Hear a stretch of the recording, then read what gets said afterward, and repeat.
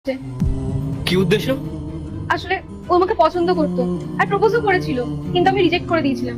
আর আমাকে এটাও বলেছিলাম যে ও আমার শুধু ভালো বন্ধু, আর কিছু না। বিশ্বাস করো রাহুল। বিশ্বাস? আমার বিশ্বাস ভরসা সবকিছু ভেঙে তুমি চুরমার করে দিয়েছো শ্রেয়া। আমি আর এক মুহূর্ত তোমাকে সহ্য করতে পারছি না। তুমি তোমার ব্যাগপত্র গোছাও আর এখন এই বাড়ি থেকে বেরিয়ে যাও।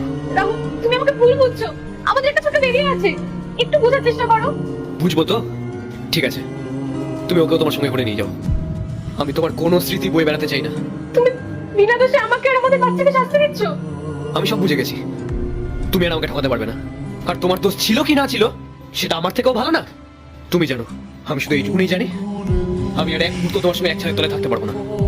দেখো শ্রেয়া, আমি তোমাকে উল্টো পাল্টা কিছু বলে ফেলি, তার আগে তুমি বেরিয়ে যাও এখান থেকে। রাহুল, তাহলে আমার কথা শ্রেয়া, বেরিয়ে যাও।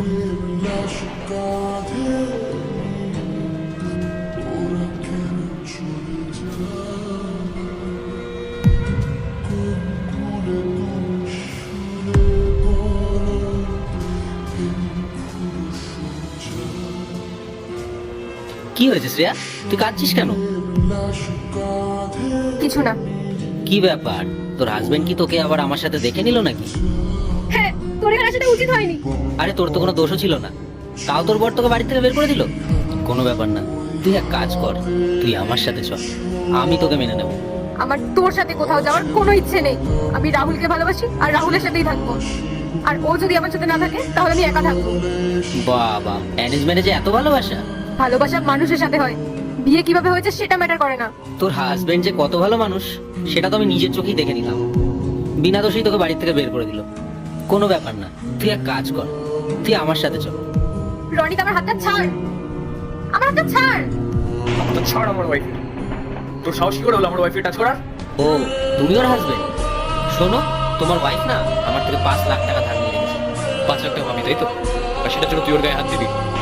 ঠিক আছে, করবো না এরকম, আমার টাকাটা দিয়ে দাও। 6 লাখ টাকা আছে এখানে। 1 লাখ টাকা তোর ইন্টারেস্ট। আর হ্যাঁ, নেক্সট টাইম আমি যদি তোকে এই বাড়ির আশেপাশেও দেখেছি না, সেটা তোর জন্য খুব খারাপ হবে। যা, বেরিয়ে যা। এরপর কি হয় সেটা দেখার আগে মায়ের কাছে 5 টাকা চাইলে 10 টাকা দেই, একটা রুটি চাইলে 2টা রুটি দেই। সেই মাকে যদি ভালোবেসে থাকো তাহলে ভিডিওটিতে লাইক দিয়ে চ্যানেলটিকে সাবস্ক্রাইব করে কমেন্টে মা লিখে যাও। রাহুল, আমি খুব ভয় পেয়ে গেছিলাম জানো, যখন তুমি আমাকে বাড়ি থেকে বেরিয়ে যেতে বললে। I am sorry. আসলে আমি এটা দেখতে চেয়েছিলাম, আমি তোমাকে বাড়ি থেকে বের করে দেওয়ার পর তুমি সত্যি সত্যি ওর সাথে চলে যাও কিনা। না, আমি এরকমটা কখনোই করতে পারতাম না। আমি শুধু তোমাকেই ভালোবাসি, তোমার সাথেই থাকবো। I love you. I love you too. চলো।